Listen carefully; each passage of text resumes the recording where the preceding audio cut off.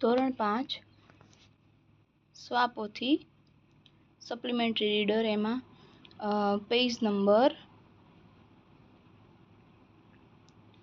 93 બરાબર. હવે એમાં શ્રવણકુમારનું સપ્લિમેન્ટરી રીડર આપણે આપેલું છે પાછળ, તેનું આપણે સવાલ જવાબ જોવાના છે. પેલું જુઓ, એમાં ફકરો આપેલો છે બરાબર. ફકરા ઉપરથી તમારે લખવાના છે.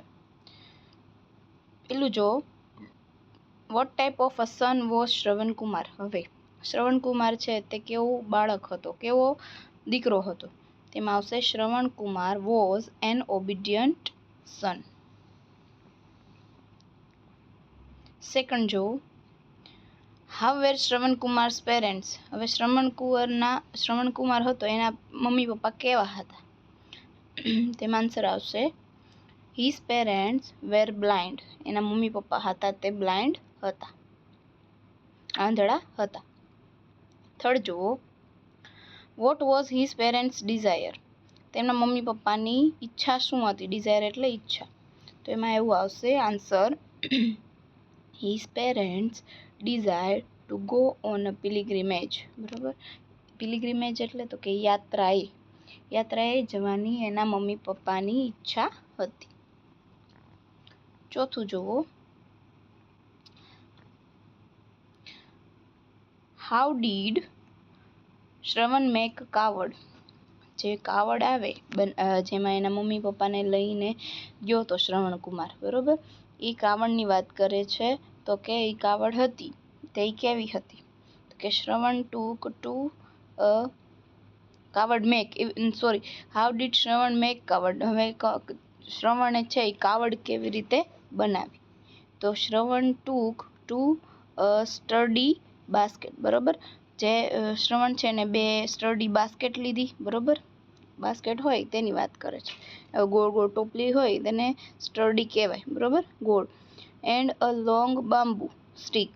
બરોબર. અને લાંબી બાંબુ આવે એની બાંબુનું જે લાકડું કહેવાય, બરોબર, એ એકદમ કહેવાય ને એકદમ હોય જે કામ આવે, આવી રીતે વસ્તુ એ ટકે વધારે, એ મજબૂત આવે, બરોબર, એની વાત છે. તો બાંબુ સ્ટીક, બરોબર, લોંગ 2 બાંબુ સ્ટીક લીધી. પછી તો કે he tied each basket on their side. બરોબર. અને એ બંને બાજુ તે એને બાંધી. ટાઈડ એટલે બાંધવું. બાસ્કેટને બાંબુની બંને સાઈડ બાંધી.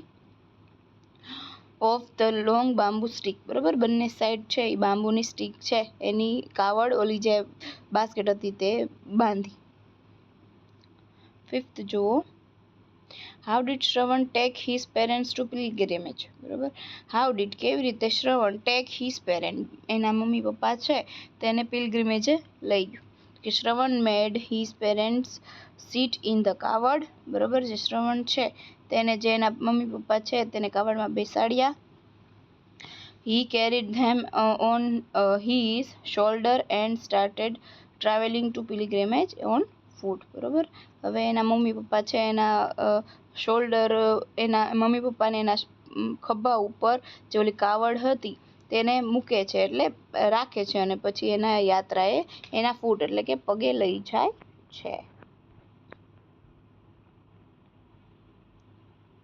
સેકન્ડ પેરેગ્રાફ છે પેજ નંબર 94 ઉપર. એમાં છે question answer. What did Shravan's parents ask for. શ્રવણના મમ્મી પપ્પાએ શું પૂછ્યું? બરોબર. તો કે his parents ask him to get some water to drink. એના મમ્મી પપ્પાએ તેના થોડુંક પાણી છે પીવા માટે લાવ્યા. આસ્ક કર્યું, પૂછ્યું. સેકન્ડ જો, where did Shravan go to bring water. Where did Shravan go to bring water. બરોબર. ક્યાં શ્રવણ છે તે પાણી લેવા ગયો? તેમાં આન્સર આવશે he went to the river Saryu to bring water. બરોબર. ક્યાં લેવા જાય છે વોટર? તો કે સરયુ નદી પાસે જાય છે. પછી ત્રીજું જો, why was King Dasharath in the forest. બરોબર. કિંગ દશરથ છે એ શા માટે જાય છે જંગલમાં? કે the king Dasharath in the forest for hunting. જે કિંગ દશરથ છે તે ફોરેસ્ટમાં હન્ટિંગ એટલે શિકાર કરવા માટે જાય છે. ફોર્થ જુઓ, હાઉ કિલ્ડ શ્રવણ કુમાર. હવે કેવી રીતે શ્રવણ કુમારને મારવામાં આવે છે? તો કે the king Dasharath killed who killed Shravan Kumar. તો કે the king Dasharath killed Shravan Kumar. King Dasharath છે એનાથી શ્રવણ કુમાર મરી જાય છે, એ ખબર છે ને. ફિફ્થ જુઓ, what did Shravan request King Dasharath. હવે કિંગ દશરથને શ્રવણ કુમાર શું રિક્વેસ્ટ કરે છે? તો કે Shravan requested Dasharath to quench the thirst of his parents first. બરોબર, ક્વિન્ચ ધ થર્સ્ટ એટલે તો કે જેના પેરેન્ટ્સ છે તેની જે તરસ છે, બરોબર, થર્સ્ટ છે તેને એ પ્રથમ એટલે કે પહેલા શું કહેવાય પૂરી કરે. And then to tell about the tragedy. અને પછી આ બધું જે થયું છે, બરોબર, જે અચાનક થયું છે એટલે એને ટ્રેજેડી કીધી. અચાનક થયું છે એ બધાની વાત કરે, પહેલા તેમની તરસ છુપાવે, બરોબર, અને પછી આ ટ્રેજેડી વિશે કહે. સિક્સ્થ જો, વોટ મિસલ્ડ કિંગ દશરથ. બરોબર, હવે કિંગને શું મિસઅન્ડરસ્ટેન્ડ થાય છે? કિંગને શું લાગે છે કે the sound of the Shravan dipped vessel misled the king Dasharath. બરોબર, જે ઓલો સાઉન્ડ આવે છે કે શું કહેવાય, જે શ્રવણ હોય છે, જે પાણી ભરે છે, જેનો અવાજ હોય છે, એ મિસલ્ડ એટલે કે એ એવું અનુભવ કરાવે છે કિંગને. હવે સપ્લિમેન્ટરી રીડર 4 છે, the old lion and the focus. બરોબર, વૃદ્ધ સિંહ અને શિયાળ. હવે એનું તમને પેરેગ્રાફ આપેલું છે અને એની નીચે તમારે ક્વેશ્ચન આન્સર લખવાના છે. ફર્સ્ટ જો, what happen to the lion. Lion સાથે, સિંહ સાથે શું થાય છે? તો કે the lion grew very old. બરોબર, લાયન છે શું થાય છે? તો કે ઓલ્ડ થાય છે. He was not able.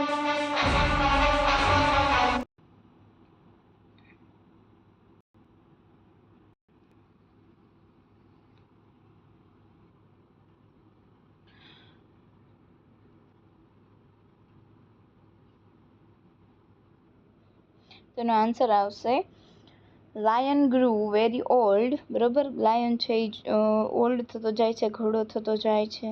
He was not able to hunt any animal for his food. અને તે કોઈ પણ જે એનિમલ છે, પ્રાણી છે, તેને એબલ નથી, સક્ષમ નથી થતો એને મારવા માટે. હન્ટ એટલે શિકાર કરવા, મારવા માટે, એના જમવા માટે. બરોબર, એવું કહે છે. સેકન્ડ જો, to whom did the lion talk. બરોબર, ટુ વૂમ ડીડ કોને, વૂમ એટલે કોને, અને ડીડ લાયન ટોક. બરોબર, તો કે વૂમ ડીડ કોની સાથે અથવા કોને. બરોબર, લાયન છે, સિંહ છે, તે શું કહેવાય વાત કરે છે. તો કે લાયન ટોક વિથ ફોક્સ.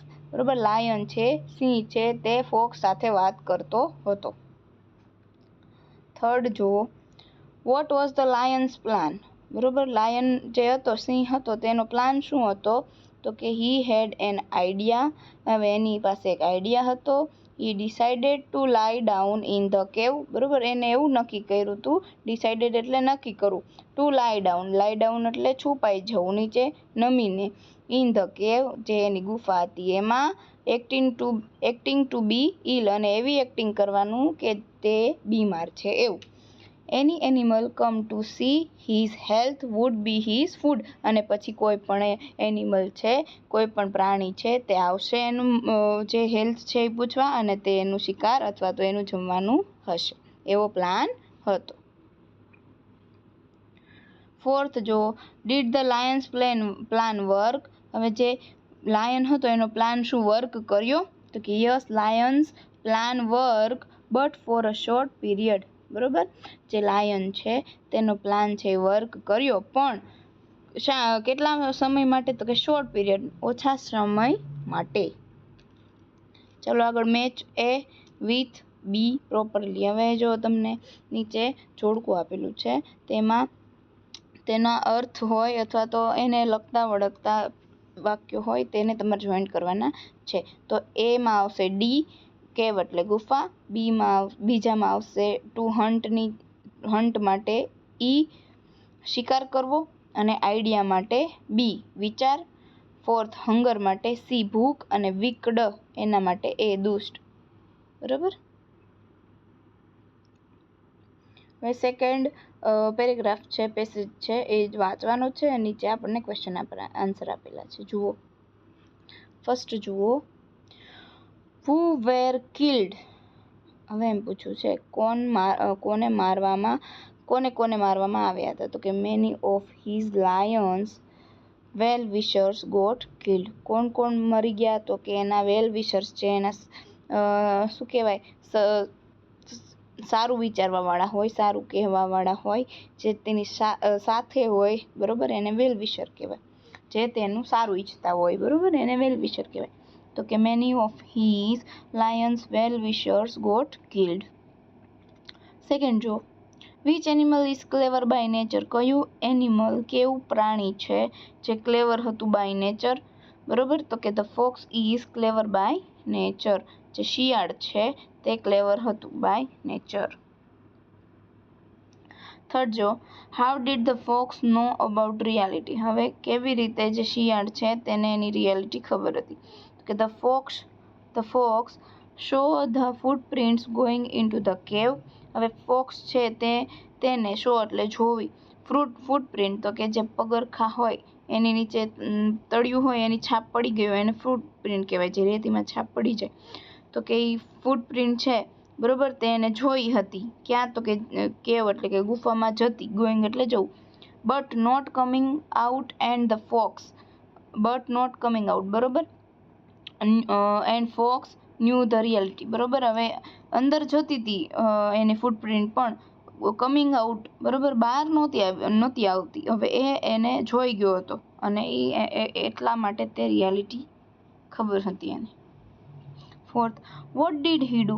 તેણે શું કર્યું? તો કે a fox came to visit the lion, બરોબર. ફોક્સ જ્યારે વિઝિટ કરવા આવ્યો લાયનની, but he stood at the entrance, પણ તે અંદર ગયો નહીં, ખાલી બહાર જ ઊભો રહ્યો. ઓફ ધી કેવ, ગુફાની બહાર. હી નોટ ધેટ રિયાલિટી, એ જાણતો હતો રિયાલિટી બધી જ. So he called out to lion from outside, બરોબર.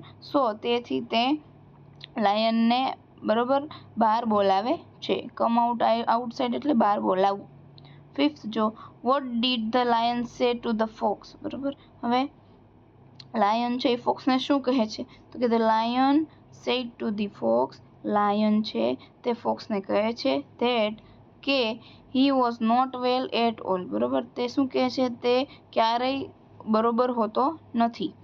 Ask why he didn't go inside, બરોબર, અને પૂછે છે કે શા માટે તે અંદર આવ્યો નહીં. જો ફરીથી, the lion said to the fox that, the lion છે જે સિંહ છે તે શિયાળને પૂછે છે શું? તો કે he was not well at all and ask why he didn't go inside. તે બરોબર હોતો નથી અને શા માટે તે અંદર ગયો નહીં. સિક્સ્થ જુઓ, what was the fox reply two the lion. હવે ફોક્સ છે, શિયાળ છે, એનો રિપ્લાય શું હોય છે લાયનને? તો ફોક્સ રિપ્લાઇડ ધેટ, ફોક્સ છે, શિયાળ છે, તે રિપ્લાય કરે છે ધેટ એટલે કે I would love to come in sir, બરોબર. શું કહે છે? હું આવી શકું sir, love to come in sir, but on seeing all footprints going to would be very foolish to come in. શું કહે છે ફોક્સ હવે? તો કે જો મેં છે એ જોયા છે તમારા સર, જોયા છે ફૂટપ્રિન્ટ્સ આવતા, પરંતુ all footprint going would be very foolish to come, પણ જો આ ફૂટપ્રિન્ટ જોઈને પણ હું જો અંદર આવું તો હું સૌથી વધારે મૂર્ખ કહેવાય, સૌથી ઊંચો એટલે તે મહામૂર્ખ કહેવાય, એવું કહે છે ફોક્સ. સેવન્થ જો, why did all the animals thank the fox. હવે શા માટે બધા એનિમલ છે તે ફોક્સને થેન્ક્સ કહે છે, શું કહેવાય, આભાર કહે છે? તો એમાં આવશે the animals are thank the fox. Animal છે તે થેન્ક યુ કહે છે ફોક્સને, આભાર માને છે ફોક્સને. શા માટે? કારણ કે because he alerted the other animals about the lion's weak plan, બરોબર.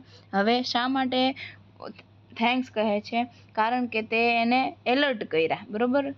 શું કર્યા, એલર્ટ કર્યા ધ અધર બીજા એનિમલ્સને પણ કે લાયન છે એ ઢોંગ કરે છે, બરોબર. લાયન છે એને આવી રીતે બોલાવે છે ખબર કાઢવાના બહાને, અને પછી એને શિકાર કરી નાખશે, એના માટે એને એલર્ટ કર્યા, બરોબર છે.